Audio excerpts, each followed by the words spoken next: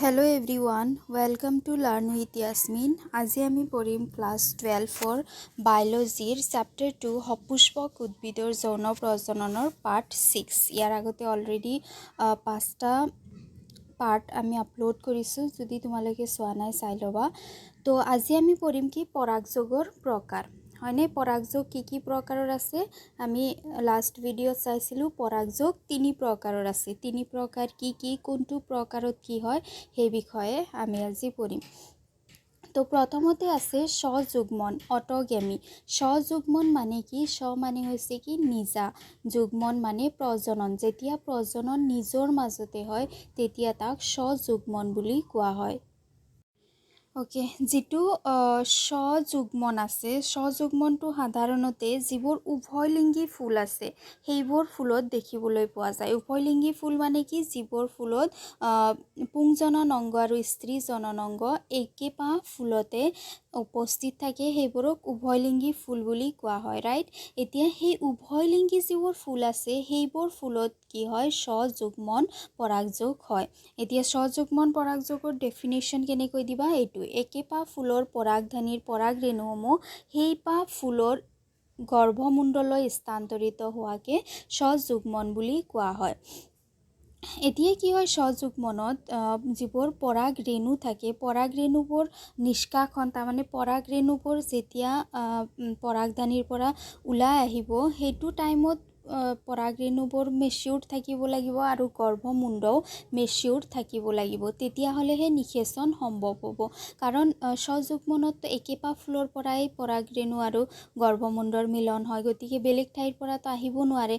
যেতিয়াই এই গৰ্ভমুণ্ড আৰু পৰাগৰেণু দুয়োটা একেলগে পূৰঠ হ'ব, একেলগে পৈণত অৱস্থা প্ৰাপ্ত হ'ব, তেতিয়া যদি কি হয় পৰাগধানীৰ পৰা পৰাগৰেণুবোৰ আহি গৰ্ভমুণ্ডত পৰে তেতিয়াহে নিষেচন হ'ব পাৰিব। আৰু এনে ক্ষেত্ৰত কি হ'ব লাগে? গৰ্ভমুণ্ড সদায় ওচৰা ওচৰিকৈ থাকিব লাগে পৰাগধানীৰ সৈতে, তেতিয়াহ'লেহে সহজে গৈ পেলাই পৰাগৰেণুটো গৰ্ভমুণ্ডত পৰিব পাৰিব। তাৰপিছত কিছুমান গছ আছে যেনেকুৱা ভায়েলা, টেঙেচি, কণাশিমলু, এইবোৰ গছত 2 ধৰণৰ ফুল দেখা যায়। এটা হৈছে মুক্ত জননাংগী ফুল আৰু এটা হৈছে অনুন্মিলিত ফুল। এতিয়া চাওঁ মুক্ত জননাংগী ফুল কি? যিবোৰ ফুলত কি হয় জনন অংগসমূহ মুক্তভাৱে থাকে। মুক্তভাৱে থাকে মানে কি? খোলা থাকে, ফুলি থকা থাকে। এইটো চোৱা ছবিত এইটো হৈছে মুক্ত জননাংগী।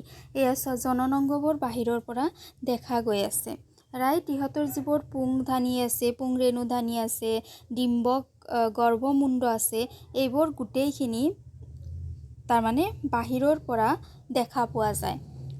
এইবোৰ হৈছে কি? মুক্ত জননাংগী ফুল।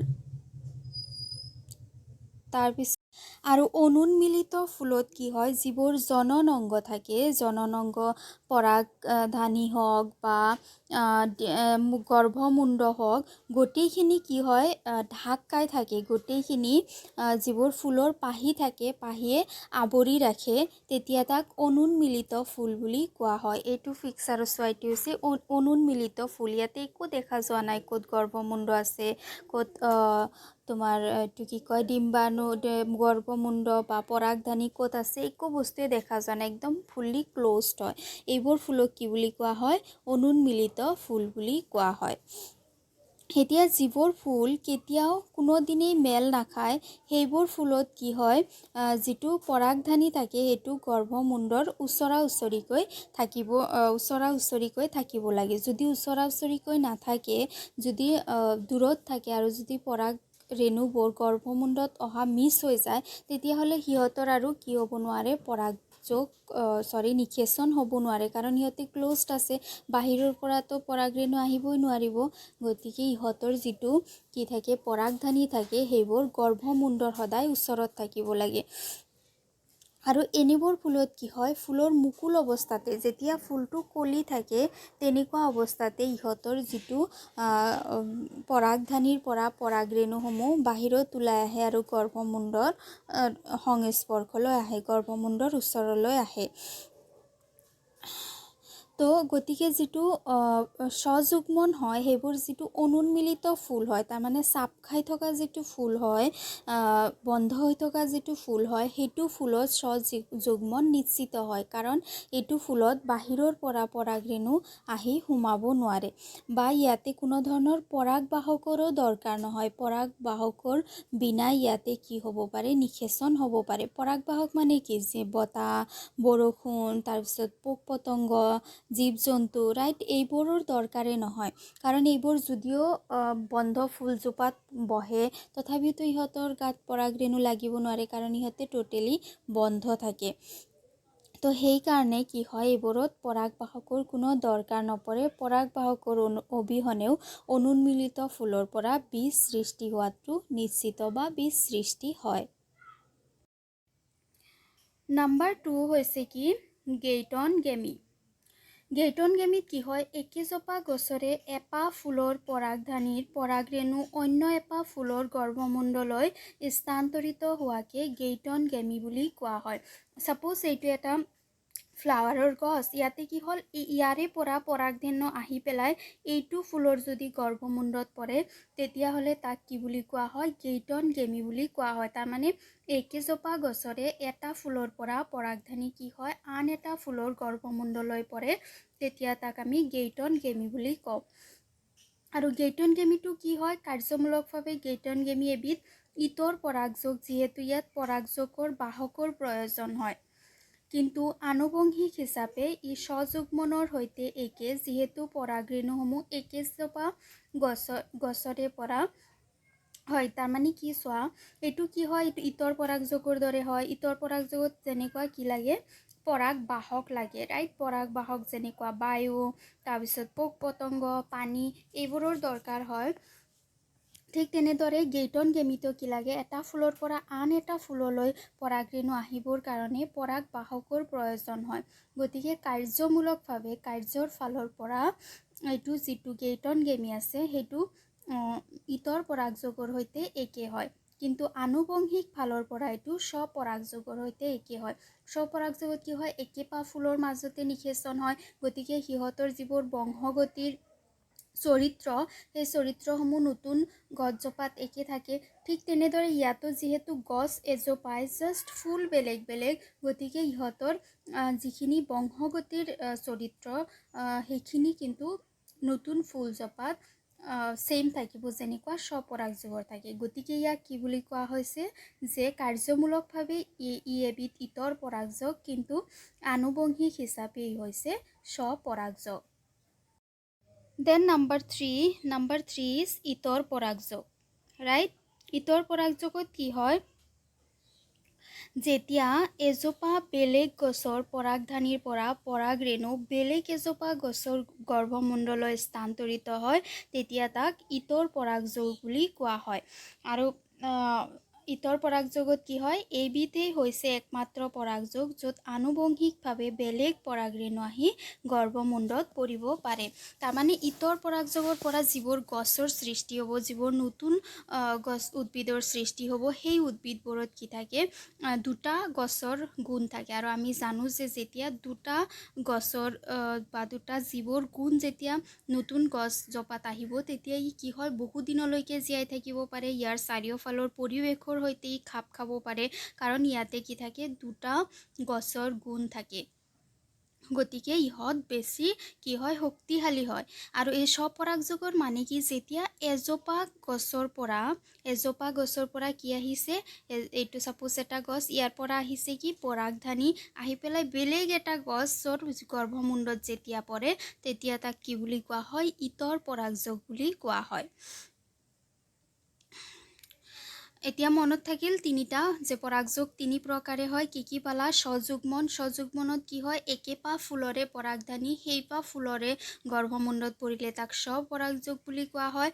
নাম্বাৰ 2 আছিল কি, গেইটন গেমিত কি হয়, একেজোপা উদ্ভিদৰে এপাহ ফুলৰ পৰা পৰাগৰেণু গৈ পেলাই বেলেগ এপাহ ফুলৰ যদি কিহত পৰে, গৰ্ভমুণ্ডত পৰে, তেতিয়া তাক গেইটনগেমি বুলি কোৱা হয়। আৰু ইতৰ পৰাগযোগত কি হয়, যেতিয়া এজোপা গছৰ পৰাগ ৰেণু বেলেগ এজোপা গছৰ গৰ্ভমণ্ডললৈ স্থানান্তৰিত হয়, তেতিয়া তাক ইতৰ পৰাগযোগ বুলি কোৱা হয়। এতিয়া নেক্সট হৈছে আমাৰ কি, পৰাগযোগৰ বাহক। তো পৰাগযোগৰ বাহকত আমি চাওঁ কি কি হয়। উদ্ভিদে যেতিয়া পৰাগযোগ ঘটায় তেতিয়া উদ্ভিদে দুই ধৰণৰ বাহক ব্যৱহাৰ কৰে। এবিধ হৈছে অজীৱীয় বাহক, যেনেকুৱা বায়ু আৰু পানী, আৰু এবিধ হৈছে জীৱীয় বাহক, য'ত গোটেই প্ৰাণীসমূহ আহে, পতংগ, জীৱ জন্তু, মানুহ, এইখিনি গোটেইখিনি জীৱীয় বাহকত পৰে। এতিয়া বেছিভাগ উদ্ভিদ আছে যিয়ে কি কৰে, এই জীৱীয় বাহকক ব্যৱহাৰ কৰে। জীৱীয় বাহক ব্যৱহাৰ কৰে পৰাগযোগৰ বাবে।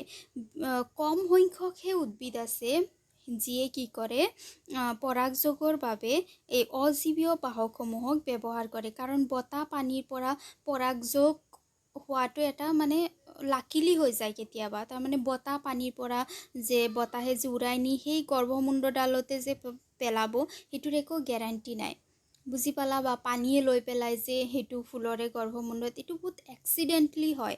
গতিকে এইটো বহুত কম সংখ্যক উদ্ভিদে ব্যৱহাৰ কৰে অজীৱীয় বাহকৰ দ্বাৰা পৰাগযোগ। বেছিভাগ উদ্ভিদতে কি হয়, জীৱীয় বাহকৰ দ্বাৰা পৰাগযোগ হোৱা দেখা যায়।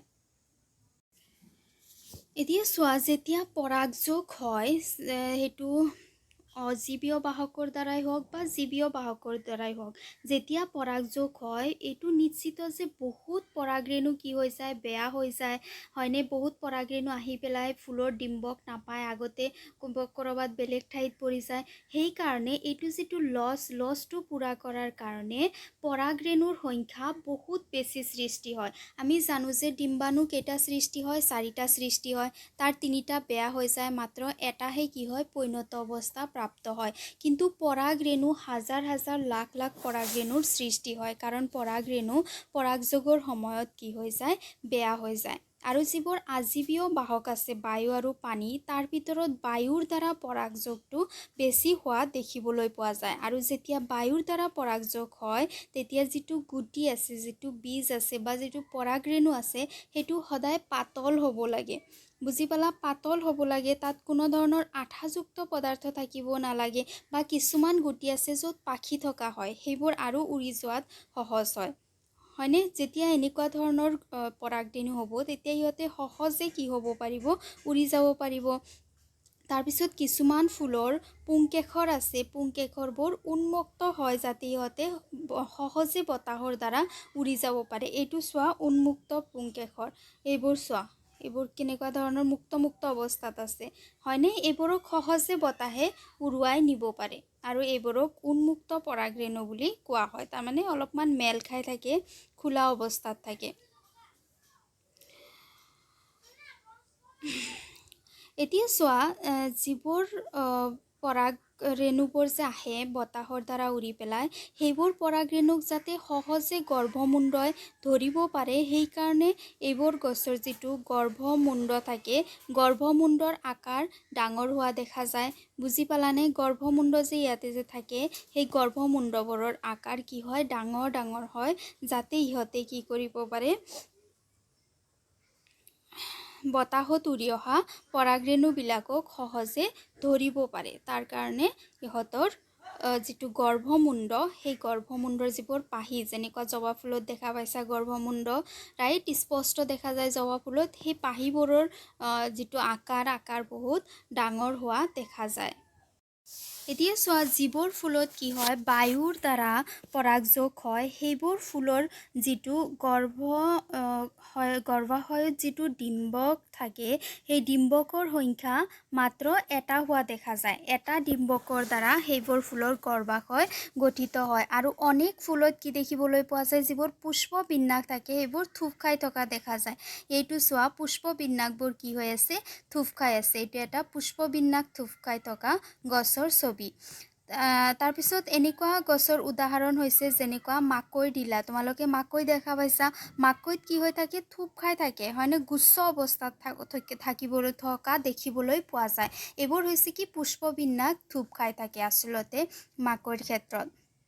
আৰু মাকৈ যে এনেকুৱা এটা যে দণ্ড এনেকুৱা দেখিবলৈ পোৱা ছাইডেদি এনেকুৱা যে থাকে এইটো যে মাজৰ অংশ এইটোৰ নাম হৈছে প্ৰণ্ডস্ব। গুচ্ছটো যে সেইটোক কি বুলি কোৱা হয়, প্ৰণ্ডস্ব বুলি কোৱা হয়। আৰু চাৰিওফালে এইবোৰ যে থাকে এইবোৰ হৈছে কি গৰ্ভমুণ্ড, যিবিলাক কি হৈ থাকে বাহিৰৰ ফালে ওলাই থাকে, যাতে ইহঁতে পৰাগ ৰেণুবোৰ যে উৰি আহি আছে বতাহত সেইবোৰক সহজে ধৰি ৰাখিব পাৰে। আৰু যিটো বায়ু পৰাগন আছে, বায়ুৰ দ্বাৰা যিটো পৰাগযোগ হয় সেইটো সাধাৰণতে ঘাঁহবিলাকত হোৱা দেখিবলৈ পোৱা যায়। ঘাঁহ বন যিবোৰ আছে সেইবোৰত সাধাৰণতে হোৱা দেখিবলৈ পোৱা যায়। এতিয়া আমি পঢ়িলোঁ যে বায়ুৰ দ্বাৰা কেনেদৰে পৰাগযোগ হয়, হয়নে? এতিয়া আমি পঢ়োঁ যে পানীৰ দ্বাৰা কেনেদৰে পৰাগযোগ হয়। এতিয়া পানীৰ দ্বাৰা যিটো সপুষ্পক উদ্ভিদক পৰাগযোগ হয় সেইটো বহুত বেছি আনচাকচেছফুল হয়, বায়ুতকৈও বেছি আনচাকচেছফুল হোৱা দেখিবলৈ পোৱা যায়। আৰু ইয়াতে বহুত পৰাগৰেণু বেয়া হৈ যায় আৰু নিষেচন বহুত কম সংখ্যক হয়, সেইকাৰণে ইয়াক দুষ্প্ৰাপ্য বুলি কোৱা হৈছে। বুজি পাইছানে? আৰু এইটো যিটো পানীৰ দ্বাৰা জলপৰাগন যিটো হয়, পানীৰ দ্বাৰা যিটো পৰাগযোগ হয় সেইটো পৰাগযোগ মাত্ৰ 30টা জাতিৰ টাইপৰ গছৰ ভিতৰতে সীমাবদ্ধ। মাত্ৰ 30টা গছৰ টাইপ যে আছে তাৰ ভিতৰতে সীমাবদ্ধ, তাৰ বাহিৰে বেলেগ কোনো ধৰণৰ গছত নহয়। আৰু এই 30টাৰ বেছিভাগেই কি হয় একবীজপত্ৰী, তাৰমানে এটা বীজ থকা গছ হয়।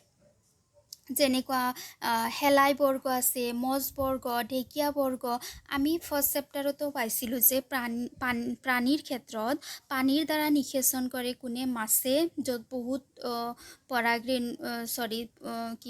শুক্ৰাণু বেয়া হৈ যায়, বহুত ডিম্বাণু বেয়া হৈ যায়। ঠিক তেনেদৰে উদ্ভিদৰ ক্ষেত্ৰত নিম্ন স্তৰৰ উদ্ভিদ যেনেকুৱা শেলাই, মজবৰ্গী, ঢেকীয়া বৰ্গ, এইবোৰ উদ্ভিদৰ ক্ষেত্ৰত যিটো পৰাগযোগ হয় সেইটো পানীত হোৱা দেখা যায়। বুজি পালানে? পুংজনন কোষবোৰ কি হয় পানীৰ দ্বাৰা পৰিবহণ হয়, পানীৰ দ্বাৰা সাঁতুৰি এঠাইৰ পৰা আন ঠাইলৈ যায়। পানী হৈছে কি ইহঁতৰ একমাত্ৰ মাধ্যম নিষেচন কৰোৱাৰ কাৰণে। আৰু কিছুমান মজবৰ্গী আৰু ঢেকীয়াবৰ্গী উদ্ভিদৰ পুংজনন কোষৰ পৰিবহণ আৰু নিষেচনৰ বাবে পানীৰ প্ৰয়োজন হোৱাৰ বাবে ইহঁত সীমাবদ্ধ। বুজি পালানে?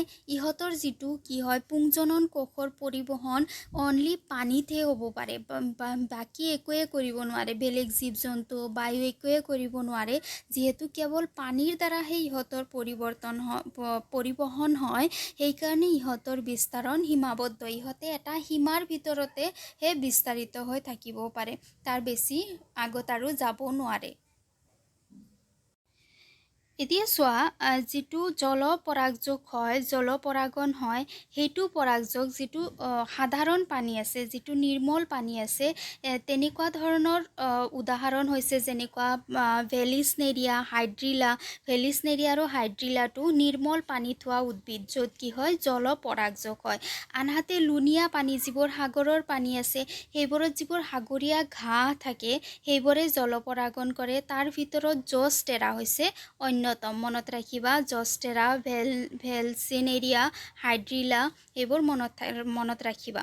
আৰু যিমান উদ্ভিদ আছে, জলজ উদ্ভিদ আছে, সকলো জলজ উদ্ভিদে কিন্তু কিহৰ দ্বাৰা পানীৰ দ্বাৰা পৰাগযোগ নকৰে। বহুত এনেকুৱা ধৰণৰ উদ্ভিদ আছে যেনেকুৱা বিহ মেটেকা আছে, তাৰপিছত ভেটফুল আছে। এইবোৰ কি হয় ফুলবিলাক পানীৰ বাহিৰৰ ফালে ওলাই থাকে আৰু ইহঁতে স্থলজ উদ্ভিদৰ দৰে পতংগ নাইবা বতাহৰ দ্বাৰা পৰাগযোগ ঘটায়।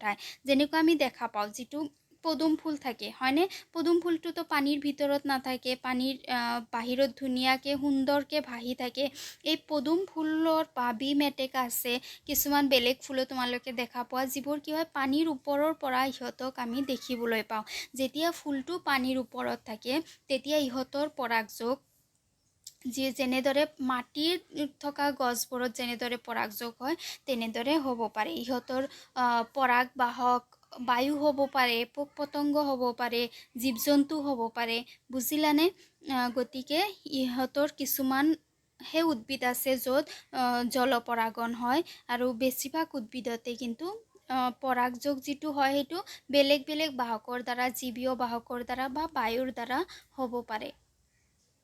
এতিয়া নিৰ্মল পানীত হোৱা যিটো উদ্ভিদ আছে যেনেকুৱা ভেলছনেৰিয়া উদ্ভিদৰ যিটো স্ত্ৰী পুষ্প থাকে সেইটো কি কৰে পানীৰ ওপৰৰ ফালে ওলাই আহে আৰু পৰাগৰেণুসমূহ পানীৰ ওপৰৰ পৃষ্ঠতে ভাহি পৰে। সাপোজ এইটো পানীৰ কি হয় সাৰফেস হয়, এইটো তলত গছটো আছে আৰু ফুলটোৱে কি কৰে এটা দণ্ডৰ সহায়ত বাহিৰৰ ফালে ওলাই আহে আৰু ইয়াৰ যিবোৰ পৰাগৰেণু থাকে সেইবোৰ এনেদৰে পানীত ভাহি ফুৰে আৰু ইয়াৰ কিছুমানে গৈ পেলাই স্ত্ৰী পুষ্পৰ গৰ্ভমুণ্ডলৈ পায়গৈ। বুজি পালানে? কিছুমানে এনেদৰে ভাহি থাকে, যেতিয়া পানীৰ সোঁত আহে গৈ পেলাই ইয়াৰ যিটো গৰ্ভমুণ্ড থাকে সেইটোক পায়গৈ আৰু ইহঁতৰ পৰাগযোগ হৈ যায়। আনহাতে কিছুমান এনেকুৱা সাগৰীয় ঘাঁহ আছে য'ত জলপৰাগন এনেদৰে হয় যে ইহঁতৰ যিটো স্ত্ৰী পুষ্প থাকে এইটো পানীৰ তলতে থাকে, এইটো পুষ্পডাল বাহিৰত ওলাই নাথাকে, এইটো পানীৰ তলতে থাকে আৰু পৰাগৰেণুসমূহ পানীৰ ভিতৰতে মুক্ত হয়। যিবোৰ পৰাগৰেণু থাকে সেইবোৰো এনেদৰে পানীৰ ভিতৰতে কি হৈ যায় মুক্ত হৈ যায়। যেতিয়া পানীৰ ভিতৰতে মুক্ত হৈ যায় তেতিয়া ইহঁতে ভাহি ফুৰে আৰু পৰাগৰেণুসমূহ দীঘল হয়, ফিটাৰ দৰে হয় আৰু ইহঁতক পানীৰ সোঁতে কঢ়িয়াই লৈ ফুৰে আৰু এনেদৰে ফুৰতে যেতিয়া ইহঁতে ফুলৰ গৰ্ভমুণ্ড পায়গৈ তেতিয়া ইহঁতে ইয়াতে পৰাগযোগ সংগঠিত কৰে। তেতিয়া এই পৰাগৰেণুসমূহক ফুলৰ গৰ্ভমুণ্ডত ইহঁতে এৰি দিয়ে আৰু তেতিয়া পৰাগযোগ সংগঠিত হয়। আৰু জলপৰাগনত যিবোৰ জলজ উদ্ভিদৰ পৰাগৰেণু থাকে সেইবোৰ পৰাগৰেণু বিজলুৱা আৱৰণৰ দ্বাৰা আৱৰি থকা থাকে। যদি বিজলুৱা আৱৰণ নাথাকে তেতিয়াহ'লে এনি টাইম যেতিয়া তিতি থাকিব তেতিয়া পৰাগৰেণুসমূহ পচি যাব। বুজিলানে? গতিকে ইয়াৰ পৰা বচাবৰ কাৰণে এইবোৰ বিজলুৱা থাকে যাতে তিতি নাযায়, বেয়া হৈ নাযায়। তো আজিৰ ভিডিঅ'ত ইমানখিনিয়ে পঢ়িম। ভিডিঅ' ভাল লাগিছে লাইক কৰা, বন্ধু বান্ধৱৰ সৈতে শ্বেয়াৰ কৰা আৰু চেনেল ছাবস্ক্ৰাইব কৰা। Thank U.